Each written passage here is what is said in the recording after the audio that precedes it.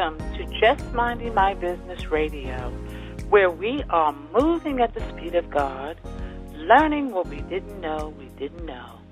I'm your host, Ida Crawford, so grab a pen and paper and get ready for information that you can use.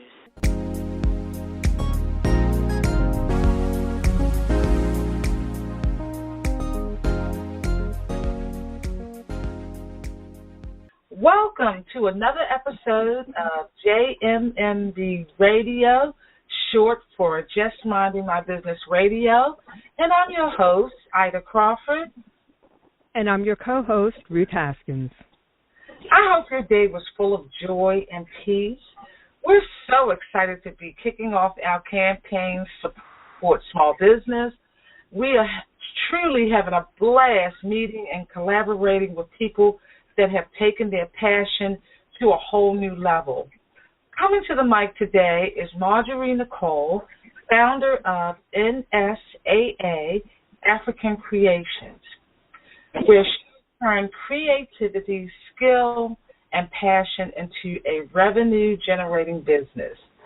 Marjorie was once a math teacher at St. Francis Academy in Baltimore City, and now she is a full-time entrepreneur doing what she loves. Well, welcome to the show, Marjorie. Well, thank you so much. I'm so happy to be here, and thank you for having me. Absolutely. Now, how did you go from math teacher to an entrepreneur designing African wear? Well, it really isn't that much of a stretch. I laugh now when I think about every student, because I taught high school algebra, every student in geometry, every student who said, now, why do we have to learn algebra and geometry? I'll never use this again in life, and I use it every single day. It just, for me, I was making African clothes for myself because it's what I wear every day, is what I always wore. And being a plus-size, curvy girl, I could never really find stuff to fit me appropriately other than, like, oversized muumuus that wasn't really stylish. So I was teaching during the day and just started making stuff for myself, you know, just to wear. And other curvy girls seemed to have the same problem I had. So I would make stuff for myself. They would see it and wanted it. And I'm like, sure, I can make you one. And in the very early stages, I was just making clothes for my friends for free. I had never taken a sewing class. I had, really just taught myself how to sew. But if you think about math and geometry and the angles and the shapes and the measurement, it just translated perfectly into sewing. Wow. It just made sense. I didn't need the pattern. Who else can do the slope of a sleeve in their head but me? Uh-huh. It just made sense. And I still had not really thought about a business in the beginning. I just knew that I enjoyed doing it. And I knew that for me, it was important for people of color to have an option to wear clothes that embrace our culture. And I was just happy to be able to provide that for some of my sisters, especially that had the same problem that I had. Wow. And again, I was doing it for free. Wow. And you know what, Marjorie? That's really how you know when you're supposed to be doing something. Because Absolutely. if you do it for free and love it, and you did what you're supposed to do, take the money away. Right. And it still really wasn't a thought. I was having fun, and I noticed that I was in school teaching, and in my mind, I was sewing, and I couldn't wait till I get home to sew after school. Like, I was rushing, like, no, I can't do coach class today. I got to go home. Like, I'm excited. Like, I got to go home and sew. Oh, wow. And I was like, this is kind of crazy. But I started to see people differently. When I saw a person walk, I saw a collection of shapes moving in my head. Wow. And I was like, okay, they should dress like this. Their clothes should be made like this. This would compliment them if they dress like this. Like, it just began to just, like awaken in my mind. Wow. That is an interesting story. And you are the example of your trade, what you work, what you're doing in your trade is not necessarily where you belong. Right. Absolutely. Again, my background, my degree is in engineering, so teaching math kind of made sense. And engineering, mathematics, construction, it all kind of comes together in the end. Yes. Wow. It makes sense. And it was funny because I said to a friend of mine, I was sewing maybe just a couple of months at the time, and I said, shoot, the first year I make more sewing part-time than I do teaching my job full-time. I'm going to quit. That was year one. Okay, so how did that come about?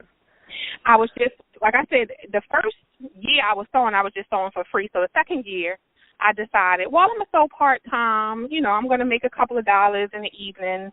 I'm sewing so much. I got people calling me talking about when my stuff going to be ready, and they getting clothes for free. So I was like, I'm going to start this part-time business. And like I said to my friend, and, you know, sometimes we have to just understand the power of our words and holding ourselves accountable. So with me saying those words out loud to my friend, I was then accountable. As soon as I make more part-time than I do in my full-time job, I'm quitting. And I didn't know that very first year was going to be the year that I make more part-time than I did full-time, year one. Wow.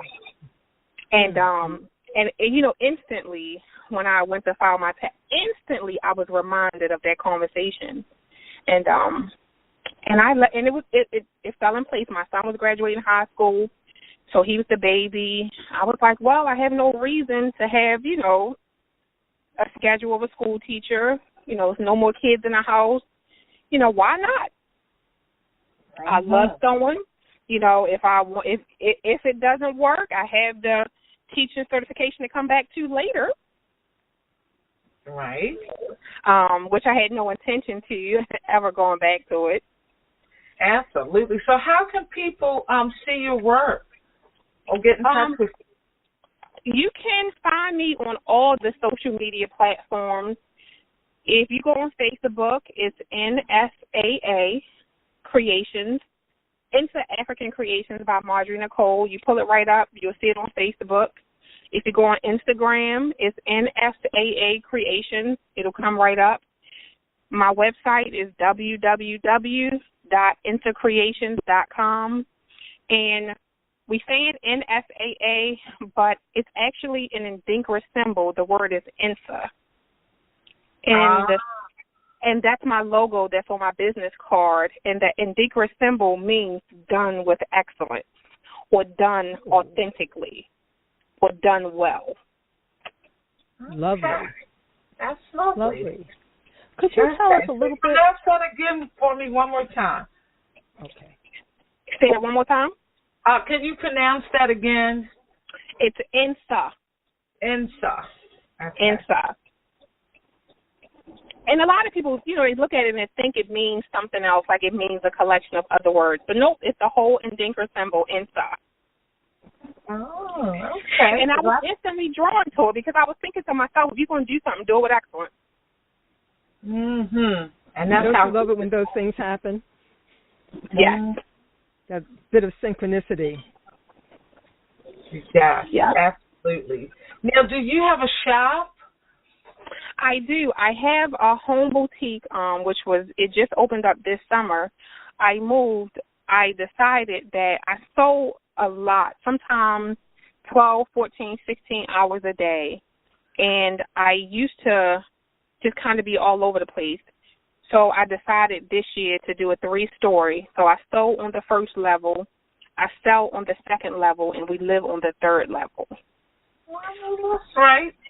And it works out so well. And I tell people, well, I'm home Monday through Thursday because I'm always out doing events Friday, Saturday, and Sunday. But I have open boutique hours on Thursday, 12 to 8. People come through, no appointment needed. And they said, what other days are you open? And I jokingly but seriously say, if I'm home, I'm open. Oh, only let your close friends know that. Otherwise, you will have the world at your door. You know, it's crazy because I'm right by John Hopkins. So some of the nurses, you know, they work like 11 to 7. So they're like, can I come at 7:30? I'm like, sure. You know, some of them get off at 11. Can I come at 11:30? Sure. You know, I mean, it's the nature of business. You know, if I'm home and I know it, no problem. Oh, that's wow. awesome. That So is a very... Go ahead, Ruth. I'm sorry. That's okay. I was just thinking that's just a really, sort of communal-based way of doing business. You know, we're so used to 9 to 5, you know, all the store hours. But in so many other cultures, they're open 24 hours, essentially. And if you want to run a successful business, you need to kind of have that level of availability. But, you know, and I tell people, and I'm glad you mentioned culture, I tell people I don't just wear African clothes. I live the African way. Okay. A lot of times, I don't really, I mean, of course I accept cash, credit card, PayPal, all of that stuff, but I also live by the old barter system. You know, I get my hair done, I have locks. You know, my friend that does my locks, she comes over to my boutique, she pick out an item that she loves, she take it home, I go get my locks done. There's no money exchanged. You know, that is I have so important. Can you talk just a little bit about how that really works? Because there are many small business people who are listening who are in that jam. I know I can make this item, I have the product, but I need other things, and they think that because they don't have money, they can't get what they need. So can you talk about that bartering system? The bartering system is major, especially for a small business. It's really important. The things that I would say to take into consideration when bartering your items, one is make sure you're dealing with another person who understands the importance of, you know, bartering, so that, you know, it's an easy conversation. Two is to take record of the value of your items, because sometimes we just kind of blindly barter and not take value, you know, into what we're doing, because it should be, if not an exact exchange, it should be a close exchange. You know, I can easily say, hey, my skirt is worth $70. So in my mind, I'm going to barter it somewhere between 60 and 80. You know, not too far off. The other thing with bartering, especially if you're a small business, is you still need to account for that inventory in your record. I still write it down as a sale. I still keep track of it, you know, as far as profit and follow my tax. Like, I still write it down as a sale, but I exchanged it for another service or merchandise. And it's a basic conversation. Like, I'll walk up to a business owner and say, hey, you have awesome shea butters. I use shea butters with my family every month. Do you barter? Do you exchange products for services? Because I have these skirts over here, and I would love to do business with you in exchange for my business. And I also add to that conversation, you know, is it a one-time barter or something you would like to do long-term? Because you want to be clear. You don't want to just assume stuff. Exactly. Yes. Because some people I don't want to assume to my hairdresser, you know, that you want to do this every month. I mean, luckily she does, but you need to know that up front. Right. You need to know, and you need to understand, you know, so that all parties involved walk away feeling good about it. But for small businesses, bartering is major and important. I mean, I literally had a fashion show 2-3 weeks ago, and the amount of bartering that went on, and I'm talking about the band and just services and volunteers, and I mean, hey, I got some dashikis. You need some dashikis? Okay, well, let me tell you what I need to happen. I mean, just all kinds of stuff.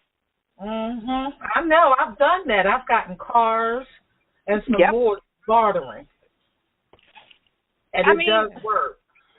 It not only does it work, but in my mind, I'm powerful enough to make my own money.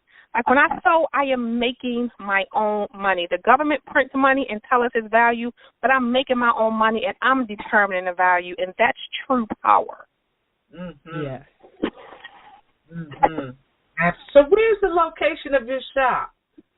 It is 813 Aquis Street. Now, me and everybody I know argue about how you pronounce Aquis Street. But how do we spell Aquis Street? It's AISQUITH. Oh, Aquis. Right. It's right off of Madison. It's right by Dunbar's football field. Okay. So if you on Madison, it's only one way you can turn, and I'm right there in the middle of the block. 3-story house. You can't miss me. Okay. Yeah, because I grew up in that area. Oh, and I'm right, and I just, like I said, we just moved here this summer. Because our old house wasn't big enough, and I was like, listen, I want to do everything under one roof. And, for the other business people, the write-off to do a business in your home, tax write-offs are amazing. Mm-hmm. It's definitely one of the things you should think about if you have this space, because you can definitely write off that space, and it makes sense, especially for a small business owner. Yes, absolutely. Absolutely. So we're going to definitely be sharing your work on our social media platforms, because I want people to see what you do before they hear your beautiful voice. So I will definitely be doing that. And what's your website again? It's www.NSAA Creations with an S.com. www.nsacreations.com. Okay. Yes. So I am just really, I hear your energy. I know you love what you did because we can hear it. And I do love it. I love it so much. But for me, it's so much more than putting, and I just have to kind of go into this story. I met with a business mentor about a month ago, and she asked me, she said, what do you do? And I said, I'm a seamstress. She said, no, wrong answer. Think about it and call me back. And I said, okay. So I called her the next day, and she said, what do you do? I said, I make clothes, and I have events. She said, nope, wrong answer. Think about it, call me back. And we went through this 4 times, and she said, I want you to really think about what you do. And I got frustrated with her, and I was like, well, this ain't even helping me. I'm paying her to help me with my business. Like, this ain't even doing nothing for me. And I was sitting there, and I was kind of frustrated, and I said to her, I looked her straight in her face, and I said, I'm re-Africanizing my community. And she said, that's exactly what you're doing. It's so much deeper than clothes. Clothes is kind of an introduction. But, we're displaced in a country that, isn't our own. We've lost our culture. We're far away from home, and we're so far apart from what we were meant to be. So just reintroducing those things and the culture and the energy and just education and knowledge, and it just sums it up, re-Africanizing. Like, it just sums it up so well. The clothes is just such a small part of what I'm doing, but I'm excited about that small part, and I'm excited that other people get it. The clothes is just the first conversation. Mm-hmm. I love that term. Yes, and I got so frustrated with her, though. Yeah, I can understand why, because you're thinking I'm fabric, needles, right, sewing machine. I put clothes together. That's what I do. But you never saw she helped you to see the deeper meaning of what you were doing, the effect that you were having on the community. And it was, I thought, I give events. Sure, I give a Kwanzaa event where I educate the community about Kwanzaa. Sure, I give a Black History Month and I talk about, our history. Sure, I do these other monthly, because I used to do a monthly marketplace in Baltimore for Black-owned businesses, to have another market, because once you run through your warm market, a lot of Black businesses, you go out of business. So I was like, well, let me just do this marketplace once a month. And, it was so many other things that I was doing, but in my mind, I was just making clothes and making friends, like, in my mind. But I was actually just re-Africanizing my people, because that's what we do. We get together. Oh, you sell body butter. Oh, you make cake. Oh, I make clothes. Oh, you make these people jewelry. Oh, let's get together and sell all our stuff together. Oh, you bring your friends, you bring your friends, you bring your friends, and we all sell to each other. Oh, this is going to be great. And that went on for a whole year. Oh, okay. Wow, I love it. That's excellent. That's the we mentality. I love it. Yes, I really like that. Mm-hmm. And that went on, and because I was teaching at St. Francis, we were able to use, the gym at St. Francis, and that went on for a whole year. Wow. That is very awesome. Nice. That is awesome. So not only do you Africanize the community, you also help other people to move their products and services. So that's awesome. Yeah. That is so awesome. I noticed something in your, if I may, in your bio. You talk about the warrior woman and the fact that your aim is to empower women to live unapologetically, free from anything that could hold them back from the power, strength, and fearlessness that lies within them. Could you just for a second speak about that? Yes, it's going to take me a little bit longer than a second, but I know. The warrior woman is something that I am really, really passionate about. August of last year, I was rear-ended in my truck back then, and I was rear-ended, and the car hit me. I hit another vehicle. My car went airborne.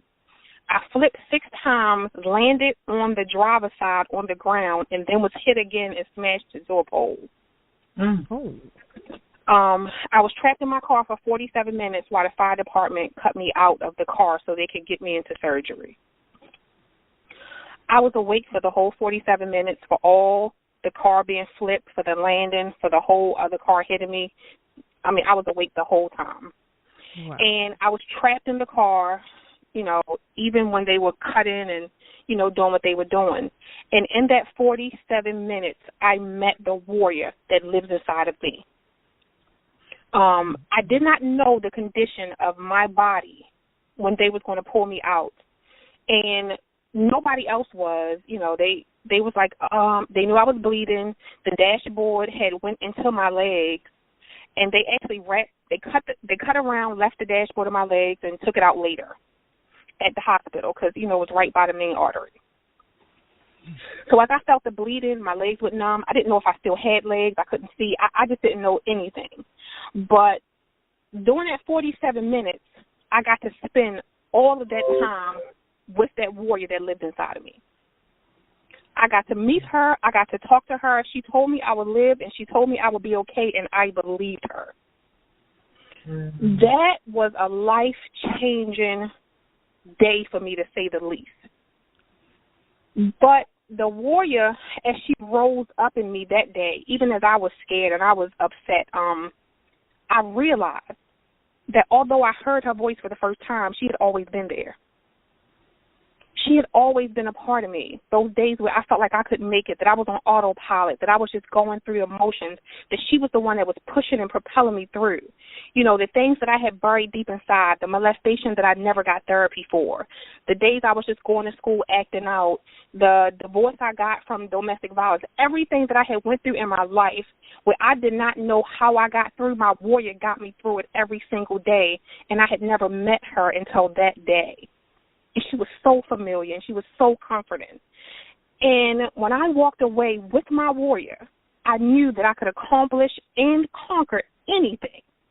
And my goal became for every woman to meet her warrior. But not only meet her warrior, I wanted to dress her warrior. I wanted to go beyond the physical body. And I wanted to wrap that African cultural clothes around that warrior that lives inside of every woman. So I began to talk to people, like, in the hospital, like the nurses, tell me about you. Like, how you doing? I said, how you doing? And just the nurses, I talked to them. Oh, I went through chemo. I had breast cancer. Like, really? And you at work? And I began to just and the stories were just amazing. Women are powerful. And the warriors that rise up in us are so unrecognized. And beyond recognizing them, they are never celebrated. We're not celebrated for the warriors that live in us. No, we're not. You're right. In fact, if our warrior rises up, we are often criticized, demonized, and ostracized. Absolutely, except when you hang around Marjorie Nicole. I think I'll be finding my way to your shop. What is your address again? 813 Aqua Street, depending on how you pronounce it. Okay. But that warrior woman I became so obsessed in my mind with it, because after the accident, I also realized that I was going through a depression. I had to go through physical therapy. They said I wouldn't sew. They wasn't sure if I would walk, and I had to kind of push my way through. And I noticed that I was surrounded by people who I knew loved me, but I was hiding that depression to myself. When my friends came, I would smile. They would leave, I would cry, And I was like, well, as a woman, why am I going through this alone? When I'm so, my friends are coming to feed me every day. My friends are coming to make sure I'm okay, Yeah. My daughter had just had a baby. I have one grand. She's a year old now. And I noticed that my daughter was going through postpartum, and I moved in with my daughter for a little while after the baby, just to help her. And I noticed that she was going through postpartum, and she was hiding it from me. So I'm like, I'm here to help you. You're suffering, and you're suffering alone on purpose. You're hiding it from me. So all of these pieces are going in my mind like these warriors are being developed, but in solitude. They don't have to be in solitude. But I know that we guard ourselves and we build these warriors alone because women have been hurt. So that people are afraid to be vulnerable. Yes. So I made a pledge to my sisters. 1, I would never hurt you. 2, I will help in any way I can. And 3, that I'm going to build a warrior woman tribe so strong that there's nowhere in the world you'll be able to go and not find a warrior woman to help you or whatever you need. So that is my life mission. I love it. So the fashion show I just had in October, we graduated 6 warrior women, which was 6 of my models. So these models are just awesome and fabulous. But the 6 that graduated, they did a warrior fight scene on stage. These awesome young women endured 12 weeks of martial arts training. I insisted because I feel like you can't be a warrior unless you can defend your temple.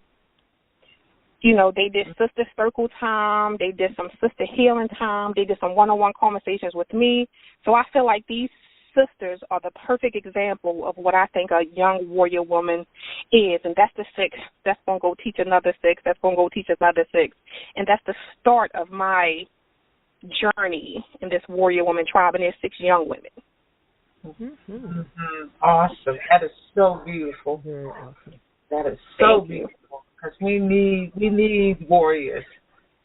It's plenty of work. It's a whole bunch of work. And, and I tell people all the time, I be like, the young women are here, and they say, the young shall lead the way. And not that I'm that old, but in my 40s, I don't have the energy I used to have. Yeah. I really don't. I get sleepy.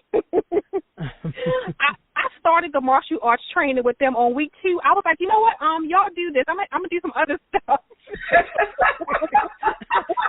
see when it's over, when it's time for graduation. Yes, I was like, that's so funny. Exactly. And and it was funny because and they went through it and at the fashion show when they did the warrior scene, we had some martial arts young men come out. And the goal for the young men was try to attack me. And the young women had to protect me with martial arts. And they really had to go through these fight scenes and defend me, and they did it successfully. Wow. On stage in front of hundreds of people. Oh, that must have been awesome to see. Yes. I have it. The videographer left something. I'll email, if I can, I'll email like a little clip of it. Yes, please do. Absolutely. Yes. That I have never heard of anything like this. This is very unique, and I think it is definitely. I'm lost for words. I'm really lost for words with this. This is awesome, Marjorie. You are definitely anointed.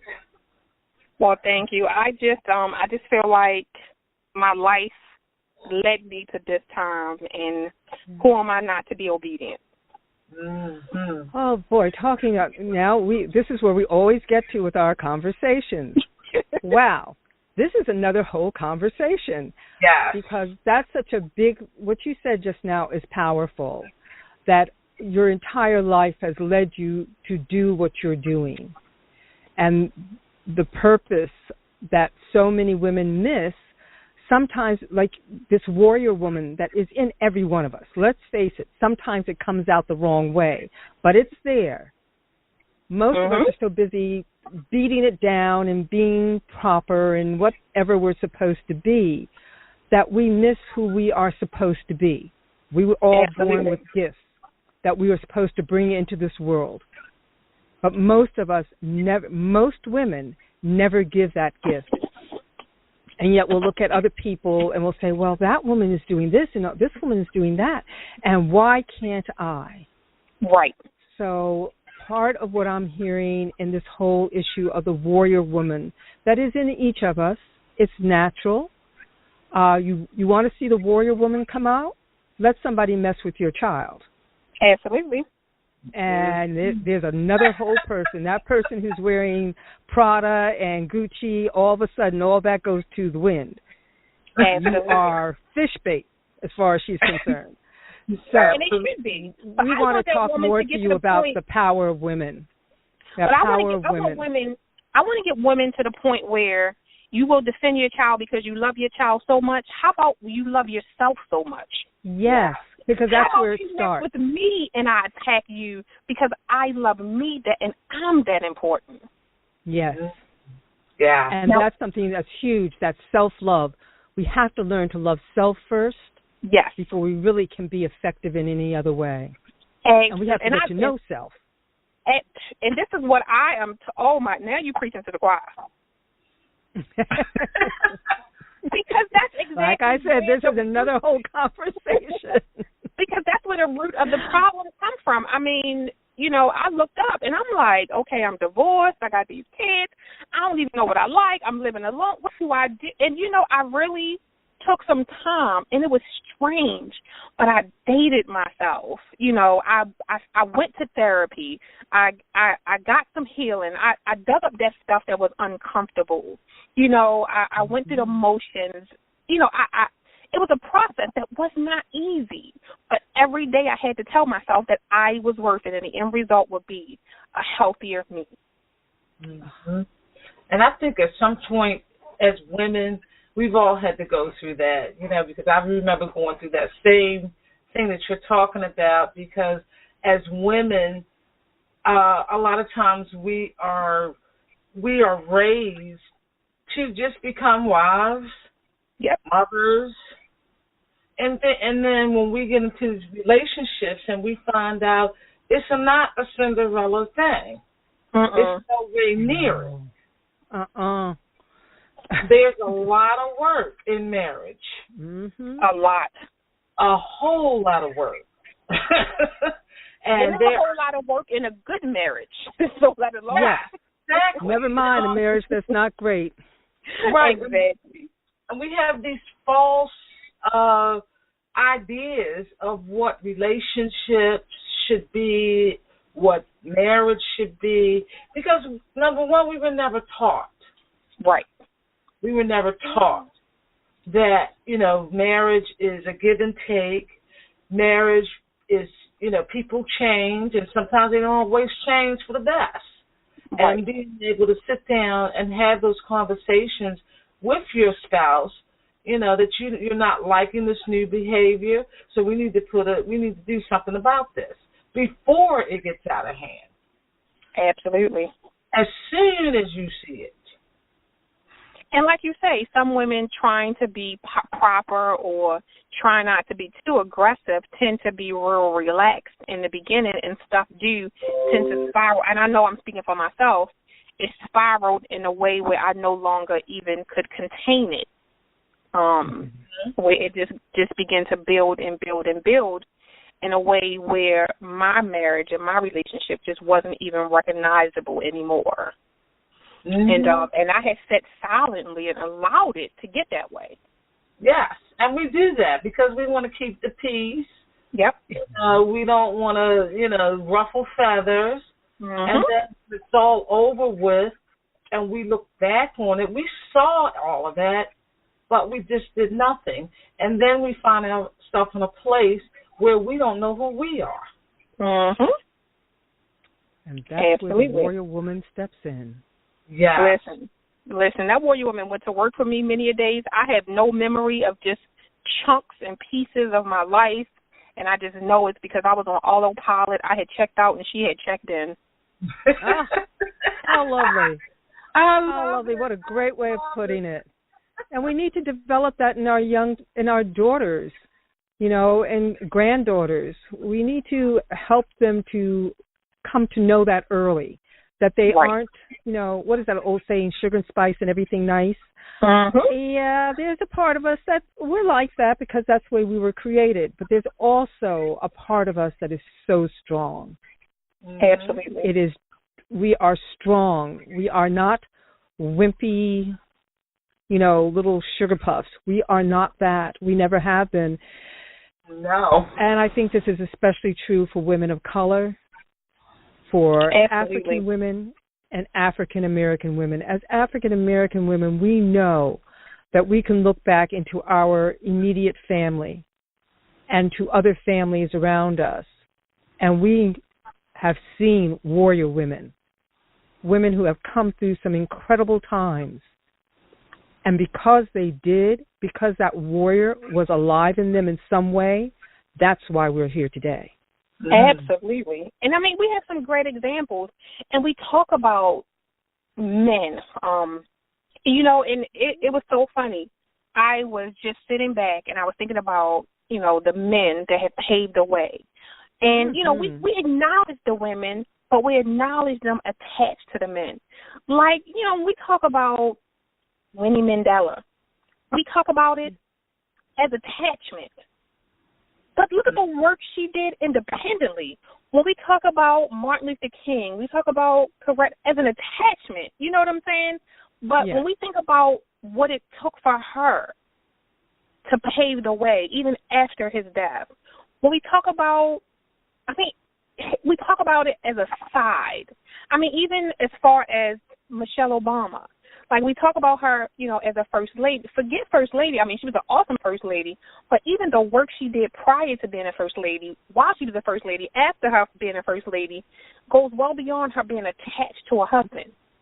Absolutely. But we tend to want to attach. Yes, but we tend to want to attach it to her husband. Mm-hmm. And I think that's kind of where it loses its power. And there's nothing wrong with a woman and I believe in marriage. I think marriage is a beautiful thing. But we can't really stand as warriors until we can be a woman in our marriage and a warrior separate from it. We still is an entity and a power to be dealt with all by ourselves, separate. Men get to be an individual and they get to be part of a collective, but we have to be part of the collective only, and that's how we're viewed by society. We get to be someone's mom, someone's wife, but we never really get to stand on our own. We always kind of lumped into other things. And that's why we can't really be recognized for the warrior that we are. Wow. But yes, I am an awesome mom. Yes, I am an awesome mom. I'm a great wife. And you know what? I'm a warrior all by myself. You take the kids away, you take my husband away, and guess what? I'm still pretty freaking awesome. That's right. And if there's any women out here, you just better start stepping up and acknowledging the warrior in you. Absolutely. Spend some time with her. Just spend some time alone with her and understanding, that she has your best interest at heart. And she alone, you got your girlfriends and you hearing them and they talking to you. Those are the voices you really want to listen to all the time.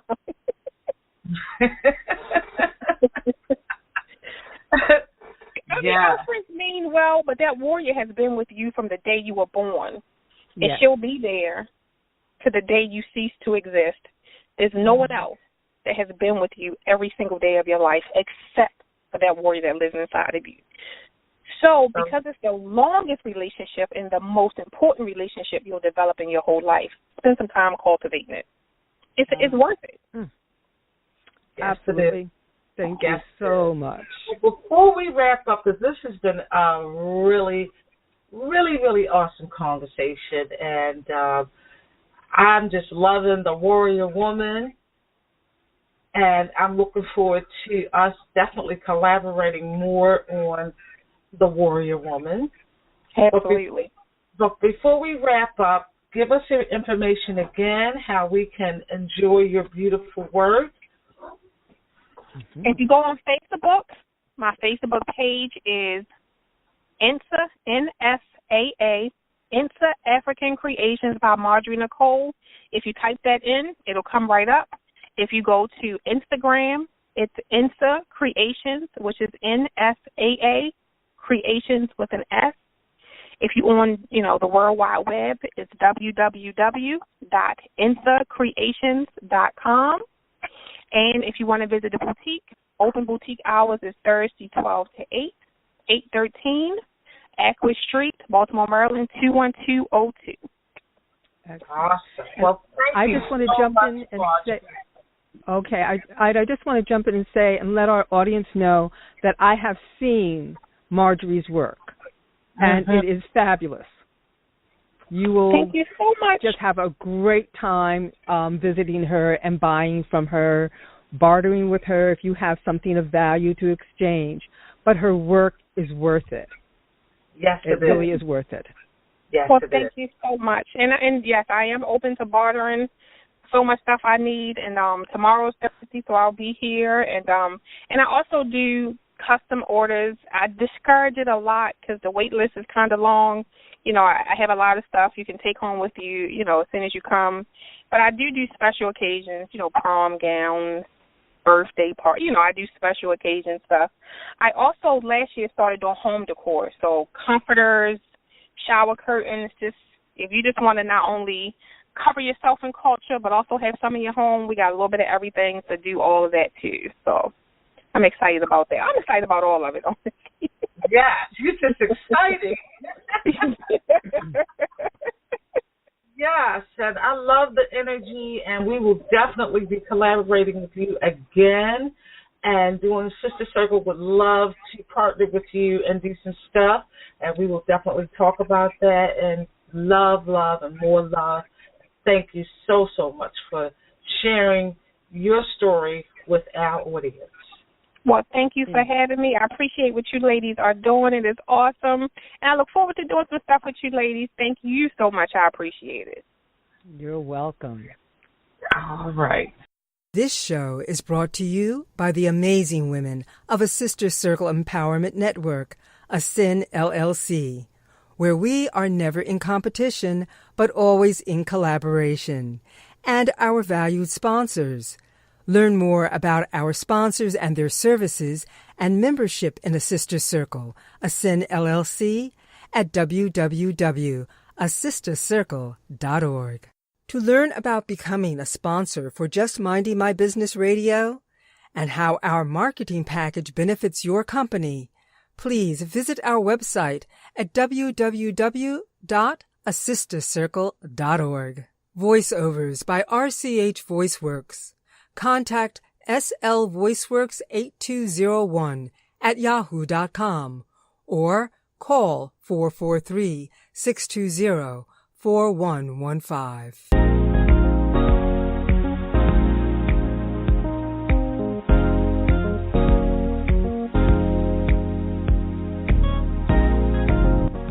Thank you for tuning in to Just Minding My Business Radio.